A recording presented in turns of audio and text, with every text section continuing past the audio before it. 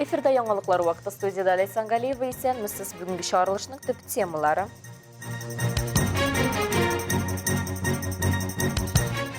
Бәйрәм чараларына әзерлек ни дәрәҗәдә бара?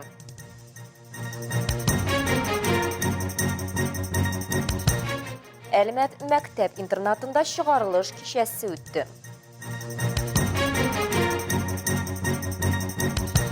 Хоккей матчының сезон нәтиҗәләре. Әлмәттә бер төкле культураларны җыю дәвам итә. Районның авыл хуҗалыгы һәм азык-төлек идарәсе мәгълүматлары буенча 29 августка басулардан эшкәртүгә 48916 тонна икмәк җыеп алынган. Шуларның 9926 тоннасы язгы бодай, 15578 тоннасы арпа. Уҗым культуралары буенча эш тәмам. Алар язгы культураларга караганда яхшырак уңыш биргән. Көзге арыш гектарыннан 16,9 центнер, бодай 18,3 центнер. Барлыгы 29788 гектар мәйданнан җыеп алынган икмәкнең уртача уңышы гектарыннан 17 центнер тәшкил итә. Бөгелмә районының Татар Димскәйе авылында авыл җирлегенең административ яңа төзелгән бинасын ачтылар. Тантанада Татарстан муниципаль берәмлекләр советы ассоциациясе рәисе Әгъзам Гыбайдуллин һәм Бөгелмә районы башлыгы Ленар Закиров катнашты. Тулырак безнең хезмәттәшләр сюжетында. Авыл халкы турында кайгыртып, Татар Димскәй авылында башкарма комитетының яңа бинасы төзелгән. Хәзер яңа бинада уңайлы эш һәм халыкны кабул итү өчен барлык шартлар да тудырылган. Яңа бинаны торгызуга 8 миллион сумнан артык акча киткән. Аны Татарстан җирлекләре башкарма комитетлары биналарын төзү һәм капиталь ремонтлауның республика программасы буенча тормышка ашырганнар. Башта инде алар бик начар гына бинада эшләделәр. Аннан соң инде ул аварийный хәлдә булганнан соң аларны клубның бер кичкенә генә бүлмәсенә күчерделәр. Ул бит инде бик уңайлы түгел авыл халкы өчен бина кысырак, җайланмаган. Хәзер инде менә бик матур бина төзеп куйдылар. Авыл халкы бик шатланышып үзенең эш проблемалары белән килерләр дип өметләнәбез инде.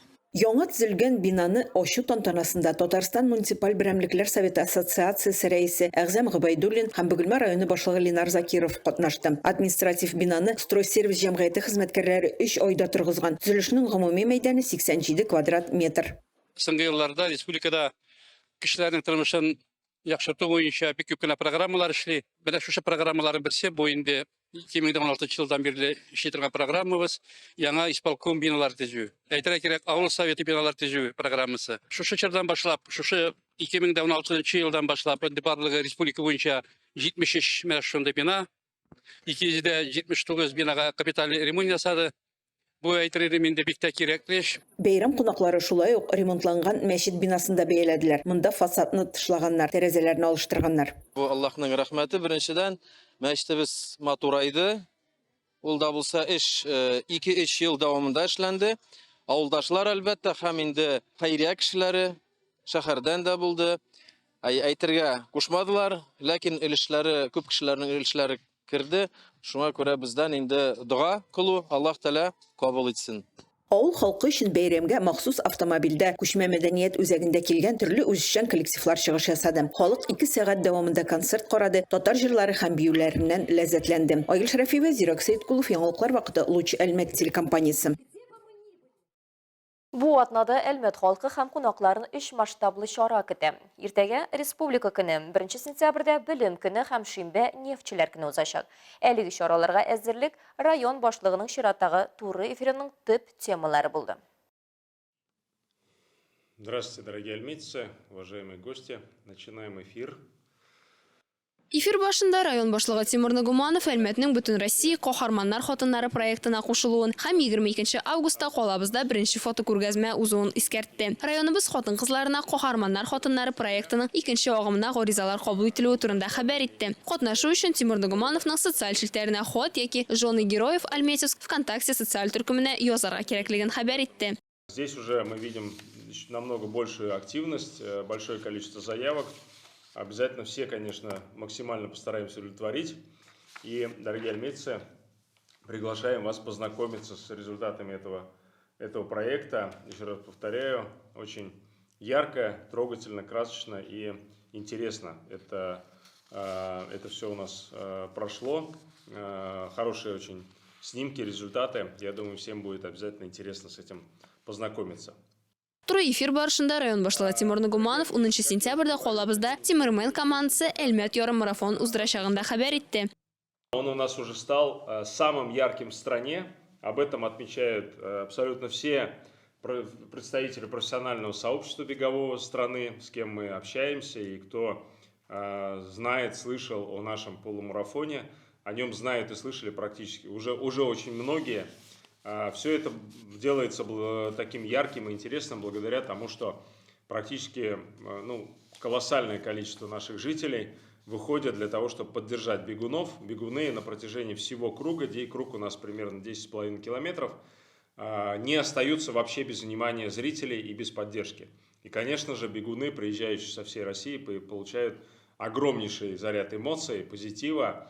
Бик тиздән 1 сентябрь белем көне, әмма 1 сентябрь яңа укучылар өчен генә бәйрәм көне түгел. Мәгариф өлкәсе белән таныш булган һәркем бу көнне дуслары, хезмәттәшләре белән очрашу һәм үсешнең яңа этабын зур максатка адымнар башлау өчен көтә икәнен искәртте. Район башлыгы Тимур Нугуманов барлык укучыларны, студентларны, укытучыларны якынлашып килүче белем көне белән котлады. Уку кызыклы һәм мавыктыргыч булуын, алган белемнәр киләчәк казанышлар өчен ышанычлы нигез булып торуын, уку елларыннан бары тик күңелле хатирәләр һәм яхшы дуслар гына калуын теләде. Укытучыларга яңа уку елы уңышлы, игелекле һәм шатлыклы мизгелләр белән бай булсын дигән теләкләрен җиткерде. Узган атнада инженерлар лицейында районыбызның педагогик хезмәткәрләренең ел сайын уздырыла торган август конференциясе булганын, анда узган уку елына нәтиҗәләр ясалуын хәбәр итте. Шулай ук район башлыгы Тимур Нугуманов мәгариф системасы Әлмәт шәһәренең социаль-икътисади үсешендә төп тармак булып торуын, эшчәнлек нәтиҗәлелеге мониторингы буенча безнең район нәтиҗәле динамика күрсәтүен белдерде. Укучыларыбыз бөтен Россия һәм республика олимпиадалары призерлары була призлы урыннар алып, бердәм дәүләт имтихан нәтиҗәләре буенча 100 балл туплауларын әйтеп узды. Педагог һәм остаз елыксаларында Әлмәттә район башлыгы гранты оештырылуын һәм 8% иң яхшы укытучылар, педагоглар, тәрбиячеләр, директорлар урынбасарлары, муниципаль мәгариф учреждениеләре җитәкчеләре район башлыгы гранты ияләре булуын хәбәр итте.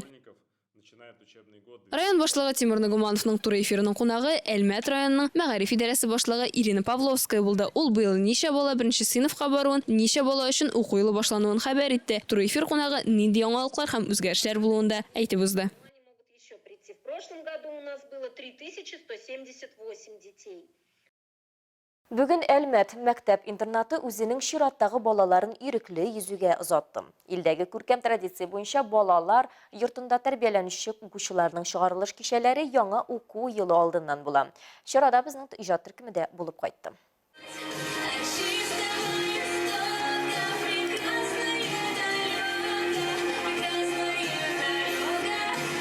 Әлеге 11 егет һәм кыз яшь булуларына карамастан инде зур сынау узган мөстәкыйль шәхесләр. Тормыш дигән ормыш аларга инде сабакларның зурын әзерләп куйган һәм бу сынауда алар сынатмаган. Йөзләрендә елмаю, күзләрендә өмет чаткылары моны ачык дәлилли. Девчонки ко мне так и липли. Пока лап не высох. Чыгарылыш кичәсенә килгән апа-абыйлары алдында алар каушамый, чөнки бу кешеләр мәктәп-интернатының күптәнге дуслары. Бирдә тәрбияләнүче балаларга һәрдаим ярдәм күрсәтүче хәйриячеләр. Араларында район башлыгы Тимур Нугуманов, Татнефть компаниясе профсоюзы рәисе урынбасары Рифтар Хамадьяров һәм башка дәрәҗәле кунаклар. Вы проходите немножко не тот путь, как многие ваши сверстники. И действительно сегодня вы переступаете порог дома, в котором вы находились кто-то год, кто-то 2, 3, кто-то 6 лет, самые рекордсмены из присутствующих. И вы действительно вступаете в настоящую взрослую жизнь. Чыгарылыш кичәсенең темасы очыш. Беренче очыш һәрчак дулкынландыра. Укучылар моны сиздермәсәләр дә, аларның укытучылары барында белеп, сизеп, балаларга көч биреп тора. Сүз уңайыннан район башлыгы Тимур Нугуманов мәктәп-интернат укытучыларына үз эшләрен фидакар башкарганнары өчен бүләкләр тапшырды.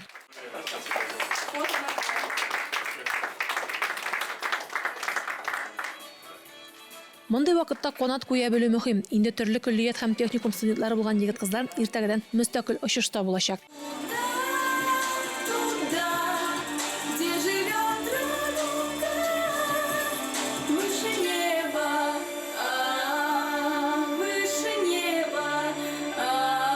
Радифа Нугманова, Диана Юдина, Дамир Курбанов, яңалыклар вакыты, Луч, Әлмәт телекомпаниясе.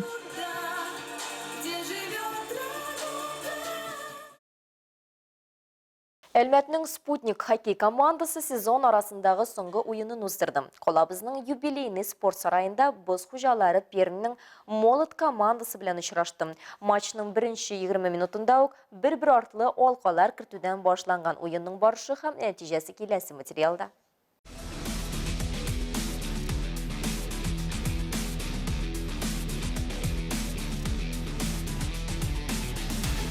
Спутник сезон арасындағы соңғы ойынын 12 минутта 2 алқа кертүдән башлый. Матчның беренче 20 минуты тәмамланганчы Молот хоккей командасы капкасына 3-нче алка керә. Максим Ардвинцев, Илдан Галеев һәм Тимур Сахапов түгел булалар. Пермлылар җавап кайтармый. Бросок и первая шайба влетает в ворота в сегодняшнем поединке. Казалось бы, по логике вещей должны быть забросить ее игроки Молота, но отличился Спутник.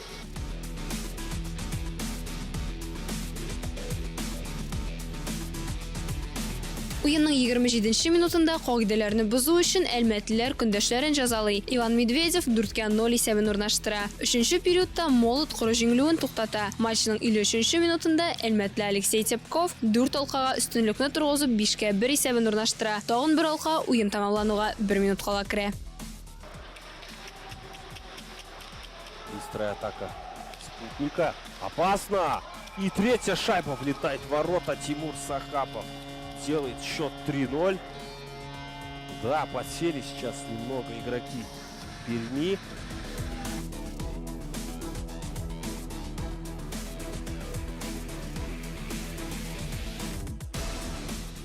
Киләсе уеннарны Әлмәт командасы инде чемпионат кысаларында уздырачак. 4 һәм 5 сентябрьдә Пермдә Молот яшьләр хоккей командасы белән уеннар булачак.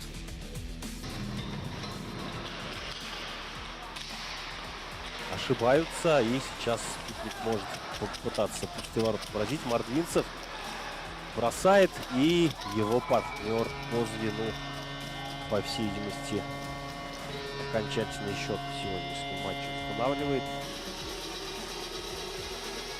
6-1.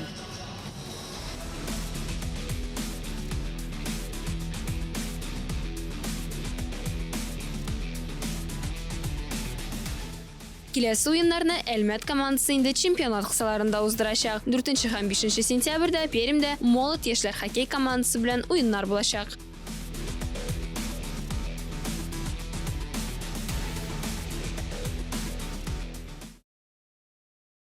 Иртәгә 30 август Татарстан Республикасы көне. Шул уңайдан Әлмәттә бәйрәм чаралары узачак. Алар 3 локациядә оештырылачак. Сәгать 10-да Үзәк стадионда мини-футбол буенча турнир узачак. Көндезге 2-дә яшьләр үзәге мәйданчыгында бәйрәмне ачу тантанасы була. Программада Җырлыйм сиңа республикам, шәһәр һәм район иҗат коллективларының музыкаль фестивале, иҗади осталык дәресләре көтелә. Үз чыгышы белән тамашачыларны эстрадабызның Казан егетләре төркеме сөендерәчәк. 16 сәгатьтә Туган юллар радиосыннан интерактив программа башланачак. Шулай ук әлмәтлеләрне һәм шәһәр кунакларын бәхетле Әлмәт яшьләр марафонына чакыралар. Ул кичке сәгать 6-да башлана. Чара дәвамында төрле активлыклар оештырылачак. Керамика буенча мастер-класслар, геймпоинт, уен агымы белән лаунж зона, креатив маркет һәм башка күп кызыклы программа көтелә. Шул ук локациядә Жены героев каһарман хатыннар фотокүргәзмәсен күрү мөмкинлеге дә булачак. Шәһәр паркында Әлмәт милли мәдәни үзәгенең универсаль джаз тынлы һәм эстрада музыкасы оркестры концерты узачак. Чара 16 сәгатьтә башлана. Моннан тыш Түбән Мактамада Родничок яшьләр клубы ачылу турында да игълан ителде. Бүгенгә шулар иде. Мин Лейсан Галиева һәм монтаж операторы Динара Гайнуддинова сезнең белән сау булашабыз. Исән сау булыгыз.